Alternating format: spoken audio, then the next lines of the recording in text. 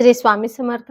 अनंत कोटी ब्रह्मांड नायक राजाधिराज योगीराज परब्रह्म श्री स्वामी समर्थ महाराजांना कोटी कोटी प्रणाम.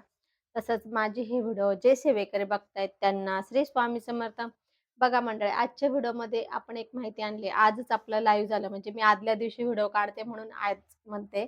तसं मी आदल्या दिवशी व्हिडिओ काढून दुसऱ्या दिवशी अपलोड करते, म्हणजे सकाळी 6ला माझी व्हिडिओ येत असते. जेव्हाही माझी व्हिडिओ येते तेव्हा सकाळी 6चा टाईम असतो माझ्या व्हिडिओचा. क्वचित कधीतरी 12चा टाईम येतो. सकाळी नाही जमलं समजा अपलोड करायला, तर तरच 12ला येतो. नाहीतर माझा सकाळचा 6चा टाईम असतो व्हिडिओ अपलोडचा, म्हणून मी आदल्या दिवशी व्हिडिओ काढत असते. तर असो. म्हणून तर बघा, लाईव्हमध्ये एका ताईने मला विचारलं, की "ताई, आरतीचं महत्त्व सांगा." तर आरतीचं महत्त्व आहे, मोठं आहे. तर त्यांना बोलले मी. कारण की हे जेव्हा लाईव्हला असतं ना, की आपल्याला वेळ कमी असतो. तर प्रत्येकाला आपण इतकं डिटेल्स माहिती नाही देऊ शकत. म्हणून आपल्या व्हिडिओ आपण डिटेल्समध्ये टाकत असतो. तर असो. म्हणून आज आपण ही माहिती आणलेली आहे, की आरतीचं महत्त्व. आरतीचं महत्त्व म्हणजेच आपण स्वामींची आरती करा किंवा कुठल्याही देवाची आरती करा. आरती म्हणजे काय? सर्वात पहिले आरती म्हणजे काय? आरतीची व्याख्या काय? हे आपण समजून घेऊया. आरती म्हणजे काय? की त्या देवाची, कुठल्या देवाची असेल, त्या देवाला आर्ततेने मारलेली हाक. आरती म्हणजे आर्ततेने मारलेली हाक, अंतःकरणापासून मारलेली हाक. जेव्हा आपण आरती करतो, तर एकदम अंतःकरणापासून म्हणत असतो बघा आरती. आरतीतून आपल्याला खूप काही ऊर्जा मिळते. खूप ऊर्जा मिळते. आता आपल्याला मी पहिले सांगते, आपण याच्या अगोदर अनुभवलं नसेल किंवा लक्ष दिलं नसेल. अनुभवाला येतं पण आपण लक्ष देत नाही. कसं असतं, आपण लक्ष दिले तर आपल्याला अनुभव जाणवतात. नाहीतर आपल्याला जाणवत नाही. स्वामी आपल्याला अनुभव देतं पण आपण तिकडे लक्ष देत नाही, म्हणून आपण अनुभवत नाही. तर असं काही नाही. तर आपल्याला सर्वांना अनुभव येत असतात.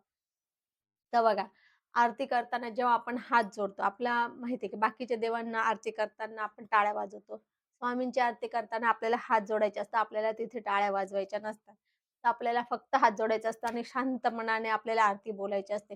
आपल्याला आरती करताना सुद्धा शांतता लागत असते.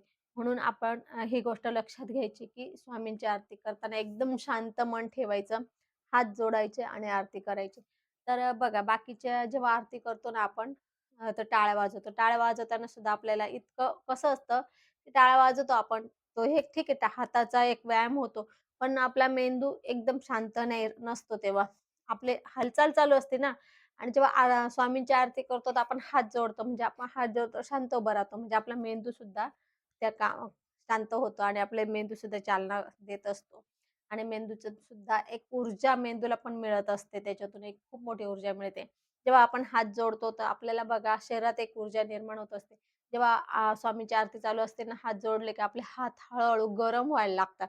आपल्याला जाणवतं हे गरम होत आहे. त्यानंतर आपण उभा राहतो आरतीला. केंद्रात, मंदिरात तुम्ही कुठे पण आरती करायला जात असेल, केंद्रात जात असेल, मंदिरात जात असेल किंवा मठात जात असेल, तर तुम्ही तिथे जेव्हा उभा राहता आरतीला, तर पायाला सुद्धा खालून गरम लागतो. एक आसन असतं खाली, तरी सुद्धा पायाला गरम लागतं. गरम लागतं म्हणजे तुम्ही अनुभवा. याच्या अगोदर अनुभवलं नसेल, पण आजपासून तुम्ही अनुभवा. व्हिडिओ बघितल्यानंतर तुम्ही अनुभवा. जेव्हाही तुम्ही आरती करायला, कुठल्याही देवाची आरती करताना उभं राहत असेल, तर तुम्ही तेव्हा लक्ष द्या. शांत उभं राहिलं ना, की तेव्हा आपल्याला ऊर्जा पण तेव्हाच मिळते. नाहीतर तुम्ही काहीच वळवळ करता, काहीतरी हलताय, चालतंय, तर मग तेव्हा नाही. शांत उभं राहिलं ना, म्हणून आपल्याला केंद्रामध्ये ना, आरती करताना शांत उभं राहायला लावतात. हात जोडायचे, फक्त हात जोडून आरती बोलायला लावतात. तर असं जेव्हा आपण करतो ना, आपल्याला एक ऊर्जा मिळते. पायाला सुद्धा खालून गरम लागतो. बघा तुम्ही, पायाला सुद्धा खालून गरम लागतं. हात सुद्धा गरम होतात. आणि जेव्हा तुम्ही काही वाचायला वगैरे बसतात, तर तेव्हा बघा तुम्हाला खाली गरम नाही लागत. बघा. असं नाही की त्यातून तुम्हाला ऊर्जा मिळत नाही, पण तिथून तेव्हा गरम नाही लागत. तुम्ही जेव्हा आरतीला उभं राहता ना, तेव्हा तुम्हाला गरम लागतं. का? की आरतीमध्ये खूप मोठी ऊर्जा आहे आणि ती ऊर्जा आपल्याला मिळत असते. जेव्हा ती ऊर्जा आपल्याला मिळते ना, तर तो आपल्याला एक अनुभव येतो, की आपल्याला पायाला खाली तळपायाला गरम लागतं. हात जोडले की हात आपले गरम होतात. हाताला पण इथं गरम लागतं. हा एक आपला अनुभव आहे. आणि मग म्हणजे गरम होतं म्हणजे काय, आपल्याला एक ऊर्जा मिळते. त्या आरतीत खूप मोठी ऊर्जा आणि ती ऊर्जा आपल्याला मिळत असते. म्हणून हा एक अनुभव आहे. तुम्ही जर नसेल त्याचा जाणवलं नसेल, तर तुम्ही उद्यापासून जेव्हाही आरतीला जाल, केंद्रात, मंदिरात, मठात तुम्ही लक्ष द्या, की आपल्याला तसं होतंय का? जर होत असेल तर समजून घ्या, तुम्हाला आरतीतून खूप मोठी ऊर्जा मिळते आणि आरतीत आहेच तेवढी ऊर्जा. आता गोष्ट आली आरतीतून ऊर्जा मिळाली. पण आता तुम्हाला एक सांगायचं आहे मला, की आरती जेव्हा करतो आपण, तर आरती करताना आपण एक शांत मनाने पण अगदी अंतःकरणापासून पूर्ण म्हणजे त्या आरतीमध्ये आपण तल्लीन झालेलो असतो. जेव्हा आपण आरती करतो ना, तर आपलं एकदम मन हे झालेलं असतं. आपलं बघा बाहेरचं काय आपल्याला हेच नाही होत. आपल्या डोक्यात बाहेरचे काही विचार येत नाही किंवा आपल्याला काही दुसरं काही नाही दिसत. एकदम देवच दिसतो. आरती करताना आपलं लक्ष पूर्ण त्याच्यात असतं. तर तसं असायलाही हवं. असायलाही हवं. तेव्हा आपल्याला त्या आरतीतून ऊर्जा मिळत असते. आणि मन आपलं, डोकं, मेंदू स्थिर ठेवून आरती करायची. म्हणजे तुम्हाला त्या आरतीतली खूप मोठी ऊर्जा मिळते. तर असे असते आणि आरतीचं आणखी एक कारण, आरतीची सेवा अशी आहे, की आरती जेव्हा आपण कुठल्याही व्यक्ती आरतीचा संकल्प करतो, तर त्याचे कुठलंही काम असेल ते होतं. म्हणजे किती पण त्याची कुठली प्रकारची बाधा असेल त्याला, भूतबाधा असेल, प्रेतबाधा असेल, करणी बाधा असेल किंवा कुठलीही बाधा असेल, तर ती बाधा त्याची 108 दिवसाच्या आरतीच्या सेवेतून जाती म्हणजे जाते. आम्ही जेव्हा आमच्याकडे प्रश्न उत्तराला येतात ना सेवेकरी, नवीन सेवेकरी असले ना, तर आम्ही त्यांना पहिले सांगतो, की तुम्ही 108 दिवस आरतीचा संकल्प करा. 108 दिवस आरतीला या. त्यांचे खूप काही प्रश्न असतात. जेव्हा नवीन येतो ना, त्याचे खूप प्रश्न असतात.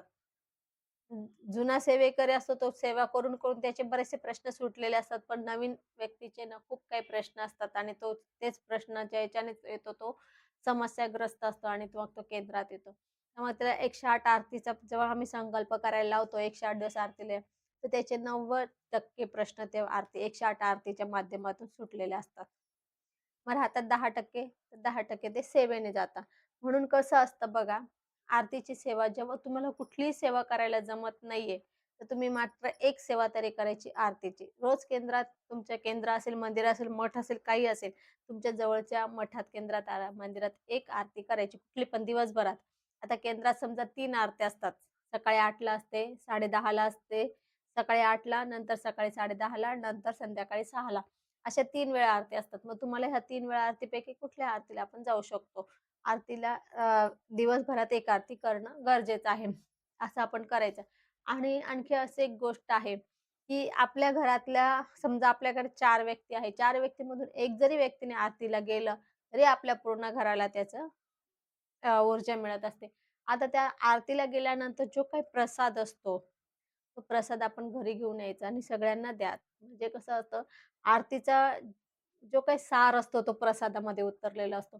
आपल्या केंद्रामध्ये कसं असतं, आरतीच्या अगोदर नैवेद्य दिला जातो. नैवेद्य दिला जातो, प्रसाद ठेवला जातो. त्या प्रसादाला सुद्धा प्रसादाचा सुद्धा नैवेद्य दिला जातो.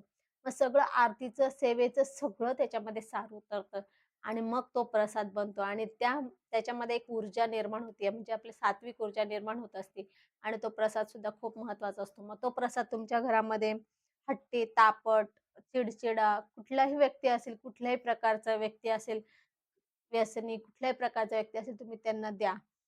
बघा तुम्हाला अनुभव येईल. कारण की आरती ही सेवा खूप मोठी सेवा आहे.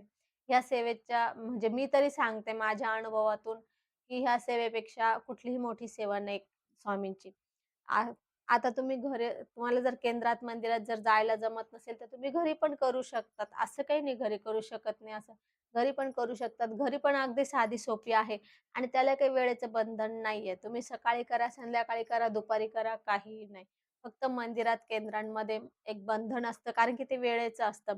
वेळ असते ती ठरलेली कारण की त्या वेळेला सगळेजण जमा होतील यासाठी त्यांनी ती वेळ ठरलेली असते आणि त्यावेळेला येतात. नाहीतर त्यांनी पण कधीही केलं तर कसं काय कोणाला काय सापडेल ना आरती ना. म्हणून ते एक ठरलेलं असतं वेळ, त्या वेळात सगळेजण जमा होतील ह्या आशेने किंवा सगळ्यांना माहिती आहे ह्या वेळेला आरती होती म्हणून त्यावेळेस सगळे जमा होतील. ह्या हिशोबाने ते वेळ ठरलेली असते. तर त्यावेळेला ते होतं. पण आपल्या घरात आपणच करणार त्यामुळे घरात आपल्याला वेळेचं बंधन नाहीये. आपण कधीही करू शकतो आपल्या घरी ना. फक्त एक आपल्याकडे नित्यसेवा ग्रंथ आहे. नित्यसेवा स्तोत्र मंत्र ग्रंथ आहे. त्यात आरत्या आहेत. तर त्या आपण जेव्हा घरी करणार असेल, तर त्याच्यामध्ये दिलेलं आहे. सकाळची आरती स्वामींची वेगळी आहे, संध्याकाळची वेगळी आहे. तर सकाळची आरती जी आहे सद्गुरू जय जय श्री स्वामी समर्थ आरती करू गुरुवर्या रे. अगाध महिमा तव चरणाचा, अशी ती आरती आहे. तर ती आरती आहे आणि संध्याकाळची आरती ओवाळू श्री सद्गुरू स्वामी समर्था, अशी ती आरती आहे. म्हणजे सकाळची वेगळी, संध्याकाळची वेगळी. आपण काय करायचं, तर ती नित्यसेवा जर आपण सकाळी करणार असेल, तर नित्यसेवा घ्या. नित्यसेवेमध्ये सकाळची आरती सांगितलेली ती सकाळी करा, संध्याकाळची सांगितलेली संध्याकाळी करा. काय करायचं आपण, जो पण आपण स्वयंपाक करतो, आपल्या घरी जोही स्वयंपाक होतो नॉन-व्हेज सोडून हां, जोही स्वयंपाक होतो त्यातल्या 2 पोळ्या आणि भाजी काढून ठेवायची बाजूला. आपला स्वयंपाक झाला की मग आपण नंतर उष्ट होण्याच्या अगोदर, थोडक्यात उष्ट होण्याच्या अगोदर काढून ठेवायची आणि मग नंतर आपण जेव्हा स्वामींच्या सेवेला बसाल, आरतीला बसाल, तो नैवेद्य स्वामींना द्यायचा. आरती करायची. पहिले गणपतीची आरती करायची, नंतर स्वामींची करायची. नंतर तुम्हाला ज्याही देवांची करायची असेल त्या करा. कितीही देवांच्या करू शकता. आरतीला काही बंधन नाही किंवा कुठल्याही सेवेला आपल्या घरामध्ये काही बंधन नाही. सेवा फक्त होणं गरजेचं आहे आणि चांगल्या हेतूने सेवा होणं गरजेचं आहे. तर ते आपण करू शकतात. आरती झाली, की नंतर आपण मंत्र पुष्पांजली घेऊ शकतात. त्यानंतर प्रार्थना आहे, सद्गुरुनाथा हात जोडतो, अंत नको पाहू. ती प्रार्थना करू शकतात. त्यानंतर आपण तो जो काही आपण नैवेद्य दिलेला आहे, नैवेद्य दिलेला 2 पोळ्या भाजीचा जो नैवेद्य दिलाय स्वामींना, तो आपण आपल्या घरात सगळ्यांनी खाऊ शकते किंवा कोणीही खाऊ शकतात. बऱ्याच वेळा आता मी म्हटले सगळ्यांनी खाऊ शकतात. दुपारी बऱ्याच वेळा घरी कोणाच्या नसतात. माणसं बाहेर कामानिमित्त गेलेले असतात, मुलं शाळेत गेलेले असतात. मग त्यांच्यासाठी आपण ठेवतो. तर असं काही नाही. आपणही स्वतः खाऊ शकतो, असं काही नाही. खाऊन घ्या. मग त्या भाजीत भाजी टाकून द्यायची आणि पोळ्या आपण खाऊ शकतात, असं काही नाहीये. आपण पण खाऊ शकतो. पण मग जर असले घरी सगळे, तर प्रसाद म्हणून सगळ्यांनी खायचं चांगलं. कारण की त्यात ऊर्जा एक निर्माण होते आरतीची आणि आरतीची ऊर्जा खूप मोठी ऊर्जा आहे. आरतीची ऊर्जा जेव्हा आता तुम्हाला मी पहिलेच सांगितलं, आरतीची ऊर्जा आपल्याला मिळाली, कशी मिळाली हे तुम्ही अनुभवायचं आहे. तर तसंच प्रसादाचं पण आहे. आता केंद्रात, मंदिरात जर तुम्ही गेले आरतीला, 108 दिवस आरतीचा संकल्प करा. कुठलाही तुमचा प्रश्न असेल, कुठलाही म्हणजे मी इव्हन कुठलाही प्रश्न असेल तुमचा, आर्थिक प्रश्न असेल, शारीरिक असेल, कुठला शत्रुबाधा असेल, भूतबाधा, प्रेतबाधा, कुठली बाधा असेल, शत्रू त्रास देत असेल, कुठलाही असेल तुम्हाला, इव्हन कुठलाही प्रश्न म्हणते मी. जोही प्रश्न असेल तुम्ही त्या प्रश्नासाठी 108 दिवस आरतीचा संकल्प करा आणि रोज तुम्ही एक आरती करा. आणि जर तुमच्या घरात तापट, हट्टी, अ, असे काही व्यक्ती असेल, जे काही व्यसनी, कुठल्याही प्रकारचे व्यक्ती असेल, त्या व्यक्तीनुसार तुम्ही त्रासलेले असाल, अशा व्यक्तीला तुम्ही तिथला प्रसाद घेऊन यायचा. तो प्रसाद त्यांना रोज द्या. बघा आता तो प्रसाद सुद्धा कसा असतो, तिथे पहिले केंद्रामध्ये कसं असतं, पहिले नैवेद्य दिला जातो, नंतर आरती केल्या जाते. त्याच्यासाठी जो स्वयंपाकाचा नैवेद्य असतो आणि प्रसाद पण ठेवला जातो. कुठला पण असेल, पेढे असेल, खडीसाखर असेल, कुठला असेल, फळं असेल, काही असेल प्रसाद. तो प्रसाद ठेवला जातो. तो प्रसाद सगळ्यांना वाटला जातो. तो प्रसादमध्ये एक आरतीची जी काही ऊर्जा असते, ती ऊर्जा पण त्याच्यामध्ये येते. त्यानंतर आरतीनंतर काही सेवा होती, ती पण ऊर्जा त्या प्रसादात सामील होते आणि तो प्रसाद मग आपण आपल्या घरी घेऊन यायचा आणि आपल्या मुलांना जे काही असेल आपल्याकडे द्यायचं. परंतु आपल्याला तसं सांगायला स्वामींना, "स्वामी असा-असा माझा मुलगा आहे, हा प्रसाद खाऊन त्याला सद्बुद्धी द्या. मुलगी आहे, सून आहे, जे काय आहे, नवरा आहे, जे काय आहे त्यांना सद्बुद्धी द्या किंवा अशी बुद्धी द्या." स्वामी हळू बरोबर आपल्या सगळ्या समस्या, सगळा काही तो प्रश्न असेल, तो सगळं हळू सोडवतात. कसं असतं बऱ्याच वेळा आपल्याला घाई असते, पण स्वामींना योग्य वेळ येण्याची वाट बघायला लावतो स्वामी आणि बरोबर आहे. स्वामी जेव्हा देतात, तेव्हा ते आपली जेव्हा योग्य वेळ येते, तेव्हा आपल्याला स्वामी देतात. आपल्याला असते घाई, लगेच पाहिजे असतं, लगेच तडकं-फडकं तसं नसतं देवाकडे. देव असो किंवा स्वामी असो, कुठल्याही वेळ आल्यावर, योग्य वेळ आल्यावर देत असतात. परंतु आपल्याला जे आपल्या साठी चांगलं आहे तेच देत असतात. तर असो, आपल्याला आजच्या व्हिडिओमध्ये आरतीचं महत्त्व कळालं असेल, तर आपण नक्की आरतीचा संकल्प करा. आपल्या जवळच्या मंदिरात, केंद्रात, मठात जा. नसेल तर आपण आपल्या घरी करा. आपण रोजचे आपल्याकडनं काही नाही झाले तरी चालेल. 11 माळे श्री स्वामी समर्थ जप, 3 अध्याय स्वामी चरित्र सारामृत आणि रोज एक आरती. एवढं जरी झालं तुमच्याकडनं तरी चालेल. बाकी तुम्ही काम करता नामस्मरण करा. बाकी तुम्हाला काही असं मी खूप म्हणत नाही 2 तास बसा. पण तुम्ही एवढी सेवा करा आणि तुमचे किती पण मोठा प्रश्न असेल तुम्ही सुटल्यानंतर मला कमेंट बॉक्समध्ये नक्कीच सांगा. कारण की आरतीची सेवा केल्यानंतर कुठलाही असा प्रश्न राहत नाही, की तो सुटत नाही. म्हणून आपल्याला ती सेवा खूप महत्त्वाची, खूप गरजेची आहे. ती नक्की करायची असते आणि कसं असतं बघा, आता तुम्हाला एक सांगते, थोडा व्हिडिओ मोठा झाला, सॉरी बरं का. परंतु आरती हा विषय खूप मोठा आहे. अजून याच्यात खूप महत्त्व मी सांगितलं तर तेवढं कमीच आहे. जेवढं सांगितलं तेवढं कमीच आहे. जेवढे अनुभव सांगितले तेवढे कमीच आहे. अनुभव सुद्धा खूप आहे आरतीचे. एका ताईला ते एक फक्त सांगते, एका ताईला अंगात यायचं. एका ताईच्या अंगात यायचं. त्यांनी असंच प्रश्न उत्तराच्या वेळेस सांगितलं, "ताई मला असा-असा त्रास होतो." त्यांना म्हटलं, 108 दिवस आरती करा. रोज 1 माळा औदुंबर प्रदक्षिणा करा. 108 दिवस आरतीला या म्हटलं. तर त्या ताईचं केंद्रात सुद्धा त्यांना अंगात नाही आलं, पण 2दा त्यांना त्रास झाला थोडासा. पण त्याच्यानंतर त्यांचं काही झालं नाही. 108 दिवस आरती केल्या बाईने, औदुंबर प्रदक्षिणा केल्या, सगळं गेलं. तिचं अक्षरशः त्यांना तर म्हणजे ते मृत व्यक्ती लागलेला होता. असं सुद्धा होतं. ते सुद्धा 108 दिवसाच्या आरतीच्या सेवेने गेलं. खूप अनुभव आहे. आरतीचे जर आपल्याला ऐकायचे असेल अनुभव, आम्हाला केंद्रात खूप अनुभव येतात, तर सांगा कमेंट बॉक्समध्ये. मी नक्की ते अनुभव शेअर करेल. फक्त ज्यांना ज्यांचे अनुभव शेअर करायचे त्यांची मला परवानगी घेऊन करावं लागतं. नाहीतर मी नाव घेत नाही, असेच अनुभव सांगते बऱ्याच वेळेला आणि नाव नाही घेत. कारण की कसं होतं, की कोणाला आवडतं, कोणाला आवडत नाही आणि बरोबर आहे ना, अशा कोणाला आपल्याला आपले असं सोशल मीडियावर सांगणं बरोबर पण नाही. परंतु अनुभव तुम्हाला माहीत असले किंवा तुम्ही अनुभव ऐकले, तर तुम्हाला सुद्धा वाटेल, की "अरे वाह! मला सुद्धा असा त्रास होतो. मी पण ही सेवा केली, तर मला पण पण तो त्रासातून मी पण मुक्त होईल." असं म्हणून त्यासाठी अनुभव सांगायचे असतात. तर असो, आज आपण इथेच थांबू. झालेली सेवा स्वामींच्या चरणी अर्पण करू. आपल्याला जर माझी ही व्हिडिओ आवडली असेल, तर लाईक, शेअर, कमेंट करा. माझ्या चॅनलला सबस्क्राईब करा. श्री स्वामी समर्थ.